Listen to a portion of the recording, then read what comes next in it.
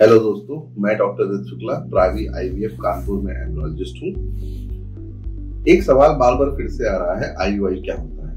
IUI, intra uterine insemination. इसका मतलब क्या हुआ? इंट्रा मीन्स अंदर, यूट्राइन मीन्स यूट्रस यानी बच्चेदानी में, इंसेमिनेशन मतलब सीमेन को प्रिपेयर करके डालना।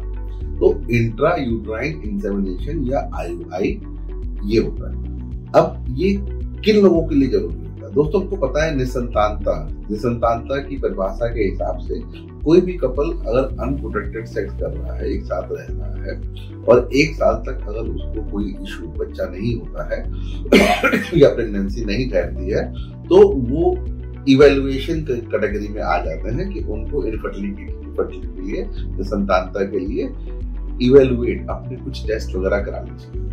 अब मैं आपको एक एग्जाम्पल देके समझाता हूँ। जो एक 25 साल की महिला जिसके 2 से 3 साल शादी के हो चुके हैं, एक्टिव सेक्सुअल लाइफ है, हस्बैंड के स्पर्म काउंट बिल्कुल नॉर्मल है, वाइफ का मेंस्ट्रुएशन पैटर्न बिल्कुल नॉर्मल है, फॉलिकुलर मॉनिटरिंग में एग वगैरह प्रॉपरली निकलता है फॉलिकुलर रप्चर होने के बाद, तो लेकिन फिर भी अगर उसको नेचुरली कंसीव नहीं हो रहा है, तो ऐसे कपल्स को हम लोग एडवाइस करते हैं कि आपको आईयूआई ट्राई करना चाहिए।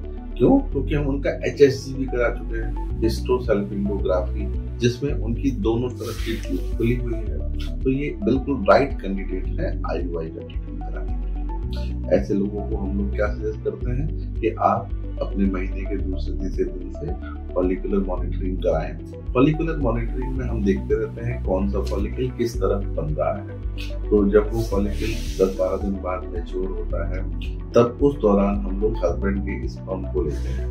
हस्बैंड के स्पर्म में जितनी भी इम्प्योरिटीज होती हैं या डेड स्पर्म होते हैं या जो चलने लायक स्पर्म नहीं होते हैं, उनको हम लोग प्रोसेस के थ्रू अलग कर देते हैं और बिल्कुल pure, motile, active, healthy sperms को अलग कर देते हैं। और जब भी फॉलिकल रप्चर करता है, तब हम लोग ये स्पर्म एक कैथेटर में, आईयूआई कैथेटर में लेकर के वाइफ के अंदर अल्ट्रासाउंड की मदद से हम वाइफ के यूट्रस में उसको छोड़ देते हैं। अब फॉलिकल रप्चर कर गया है, इसका मतलब एग निकल करके ट्यूब में स्पर्म का वेट कर रहा है और हमने यूट्रस में स्पर्म को छोड़ दिया है। तो यूट्रस से स्पर्म ट्रेवल करके एग तक जाएगा और फर्टिलाइजेशन हो सकता है।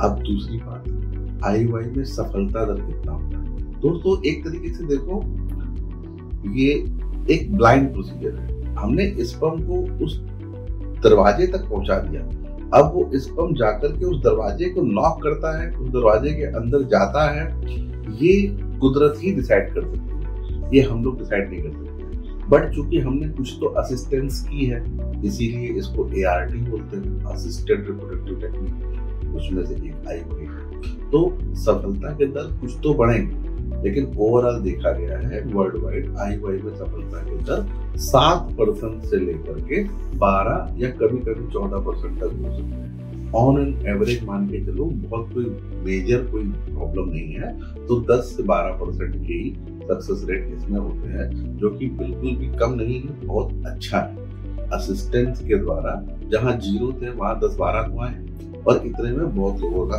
अच्छा रिजल्ट आता है। धन्यवाद दोस्तों। आईयूआई से जुड़ा हुआ कोई भी सवाल आपके दिमाग में आता है, चाहे जैसा सवाल हो, चाहे वो सवाल सोच के आपको हंसी भी आती, आप उसे नीचे लिखो, मैं उसका आंसर दूंगा आपको। और आपको कोई डिस्कशन करना है तो नंबर पर बात कर सकते हैं। Thank you so much for watching and all the best.